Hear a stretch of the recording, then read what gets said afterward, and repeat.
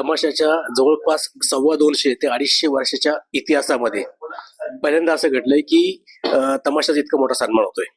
यापूर्वी राष्ट्रपती पुरस्काराने विठाबाई नारायणगावकर असतील, मंगळाताई बनसोडे असतील यांचा सन्मान झालाय. परंतु राज्य आपला केंद्र सरकार जो पुरस्कार देतो, जे पद्म पुरस्कार असतात, तर ते आतापर्यंत तमाशाला कधी दिले गेले नव्हते.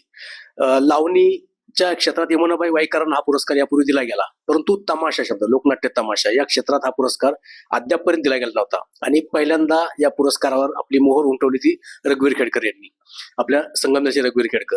आणि आपण सौ शहरी एक संगमनेरी म्हणतो, ते रघुभाऊनी सिद्ध केलं असं मला वाटतं. कारण तमाशामध्ये प्रयोगशीलता जपणारी जी मोजकी मंडळी आहे, फडमालक कलाकार जे आहेत, त्यात रघुवीर खेडकरांचं नाव घ्यावं लागेल. रघुभाऊनी वयाच्या 9व्या वर्षी तमाशाच्या याच्यावर पदार्पण केलंय. त्याच्या अगोदर अगदी लहानपणी त्यांनी तमाशात काम केलंय, परंतु स्वतंत्रपणे तमाशावर यायचंय, फेटा बांधून समोर यायचंय आणि काहीतरी सादर करायचंय असं. तर तसं रघुभाऊची कारकीर्द ही जवळपास 55 वर्षाची कारकीर्द आहे या तमाशाच्या रंगभूमीवरची. आणि या कारकिर्दीमध्ये त्यांनी खूप काही केलंय. म्हणजे तमाशाला एक वेगळेपण देण्याचा प्रयत्न केलाय, तमाशात नवे ट्रेंड आणण्याचा प्रयत्न केला आहे आणि यातून त्यांनी सामाजिक उपक्रमांनाही मदत केली आहे. या सगळ्याचा परिपाक मला असं वाटतं की रघुभाऊंना पद्मश्री पुरस्कार मिळालाय आणि त्याच्यासाठी ते अगदी योग्य व्यक्ती होते. त्यांना तो न्याय मिळाला असं मला वाटतं सरकार दरबारी. आणि रघुभाऊंचं मनापासून अभिनंदन, सगळ्या संगमनेरकरांच्या वतीने रघुभाऊंचं अभिनंदन.